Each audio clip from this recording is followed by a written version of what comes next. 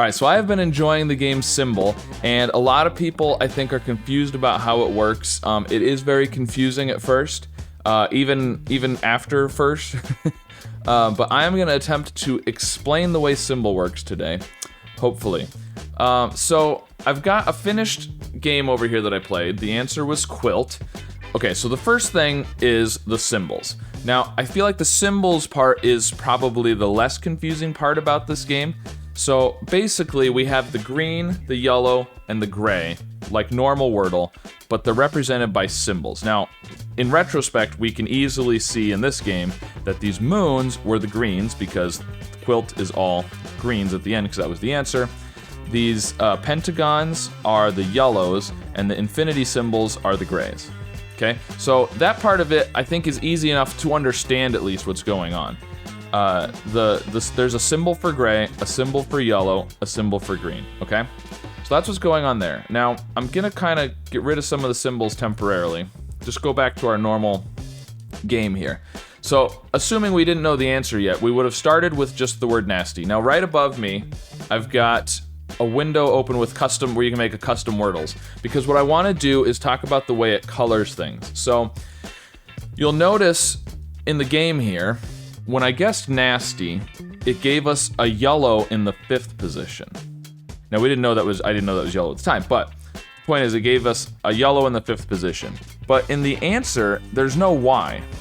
And the reason for that is it's actually coloring the answer, quilt, as if it was your guess, and the guess, nasty, as if it was your answer. So that yellow in the 5th position is saying the 5th position of quilt is in my guess, nasty, but not in that spot. And so to kind of demonstrate that a little better, hopefully, I've got a custom Wordle here. Now I've made the answer nasty, and I'm gonna guess quilt. Now let's look at how it colors it. So you'll notice, and then let's do nasty, there we go. So you'll notice that it colored it exactly like that first row of the game. It has a yellow in the 5th position on the T. And it makes sense if you think about how coloring works if you flip them, okay? So that's what's going on. It's got, when I guess nasty, it's coloring it as if that's the answer, and the answer quilt is the guess. And so we have the yellow in the 5th position. Okay, now let's look at the next one. So the next guess was liver, okay? I'm gonna make a custom Wordle. Answer is liver. Open it up. Okay, now let's guess. Now remember, it's doing it as if the guess was quilt and the answer is liver. And so again, you'll see it gives us the two yellows here in the 3rd and 4th position. Just like the Symble game gave us the pentagons in the 3rd and 4th position. Okay, and now if we do deers, okay, and it's all grays up there because none of those letters are in the answer. So hopefully that makes a little bit more sense. You have to think of it as if the answer, it's coloring it as if the answer is the guess and the guess is the answer. So you just have to kind of think of them backwards. So another way to think of that, this is telling you information about that position in the answer. So right here when we guessed liver, it's giving us the information about the 3rd and 4th position of the answer.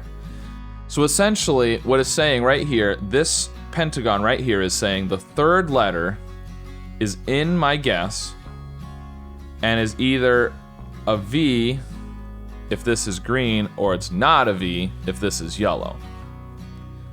It's definitely confusing, the answer guess thing.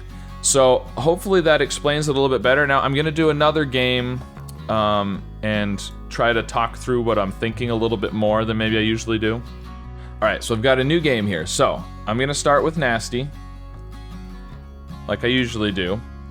Now, these symbols, the stars, we don't know if we know they're not green, because if they were greens, we would have guessed the answer. So it's not green, so they're either yellow or gray. Now, remember, this first one is telling us about not the N, but the 1st position of the answer. Now I'm going to assume these are all grays because otherwise it has to be an anagram of nasty. And I don't think there is one. So I'm going to go with liver. Okay. So now it's tempting to say, ooh, there's an L and an R. But that's not necessarily true. If these are greens, then there is. But if they're yellows, then there's not in that position because this sun shape right here, this first one, is telling us information about the first letter in the answer. So either this means green, in which case there is an L at the beginning and there is an R at the end, or these are yellows, which means the first letter is in the word liver and is not L. And the last letter is in the word liver and is not R. So what I'm gonna do, because we don't know if those are green or yellow. Okay, I'm actually going to do stern. Now the reason I'm going to do stern is we know S, T, and N are not in the word. So whatever coloring we get will have to be telling us about the E and the R. So using that information about the E and the R, we can then deduce some more information about the coloring from liver. So I'm gonna do stern. Okay, now what we know now, this last letter, the last letter in the answer, right? If the sun was green, the last letter in the answer was in the 5th position in liver and stern. That's what this green would mean, because when we guessed liver, it's coloring the last letter in the answer. Okay, so let's assume the answer was giver, for example. It's not, but let's just assume it was.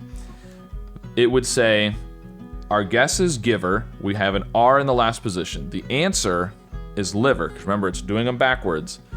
And so the R is in the last position, it would give us a green in the 5th spot. So if the sun is green, it's telling us that the last letter in the answer matched the last letter in the guess. But then this sun would be telling us the same thing.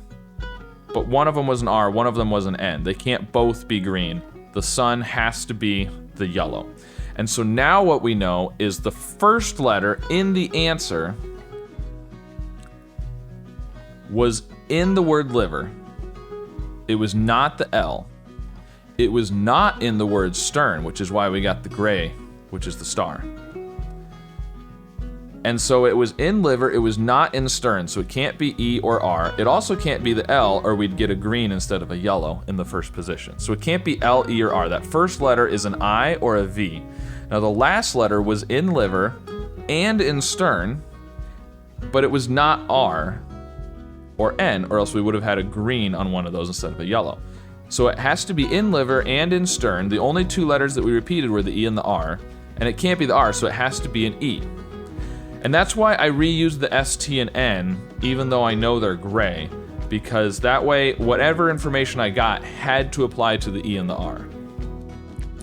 And so we know it starts with I or V and ends with E, and none of these other letters are in the answer. So now I'm gonna try and guess something that starts with an I or a V and ends with an E and uses 3 other letters, because now we know a lot more about what the colors mean. Okay, I can't really think of anything that starts with a V. I'm gonna go with image. We know that the A is a gray, but we're confident the E is at the end. I'm pretty sure it's I or V at the beginning. We haven't done M or G yet, so I'm gonna go ahead and do that. Sometimes in Symble, it feels like it's sometimes helpful to reuse the letters that are gray. So I'm just gonna go with that. Okay, now this is interesting. So we now get the green, which confirms what we thought. We thought that the E was at the end, and we thought that that was gonna be the green, and now we've got a different symbol. So that confirms what we thought. Now, interestingly, the first position, remember we said it was an I or a V, and we're getting gray, which means it is not an image. So now we know the first letter is a V, the last letter is an E. Now the third letter, this is the first time it hasn't been gray. So it is in the word image and not in any of the other guesses. So it has to be an M or a G. Because remember, this sun is telling us the third position in the answer would be colored yellow if it was a guess and the answer was image. So if you put the answer above and you guessed, it would color that third letter yellow image would be all greens because it's in the word image. But it can't be the I or the E because we guessed I and E up here and got a gray for the third letter. And it can't be A because we would have gotten a green. Plus, we wouldn't have had a gray up here. So it has to be an M or a G in the third position. So, oh, I bet it's Vogue. Okay, because we know it starts with V, it has an M or a G in the third position, it has an E at the end, and it can't use any other letters that we've already guessed. The second and fourth have to be letters we haven't guessed. So I think it's Vogue, and I think we're gonna see 5 water drops. So let's try that. There we go, we got Vogue.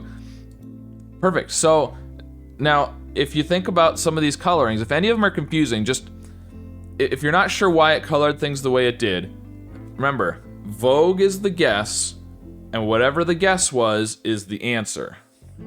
And you have to kind of take them one at a time because it doesn't work quite like Wordle where you continuously color as it goes down, right? Because it's using your guess as the answer and the answer as your guess. Which is confusing, I know, but that's how it works. I think it's really interesting. It makes you use some unique strategies that you don't use otherwise. And so I think it's a lot of fun. Hopefully that helped explain it a little bit more. And I'll be doing some more Symble in the future, maybe even a special Symble video coming soon. So let me know if you enjoy Symble and if that explanation helped a little bit. And I'll see you again soon with some more puzzles. Oh, we can do another P. We can do another P. Apply. There we go. Okay, now this has to be a P. Totally pulled that out of nowhere. Okay. Oh, no, not necessarily, because we could repeat the E or the O. Ozone would be really good there, and that would be a really tricky one with the Z.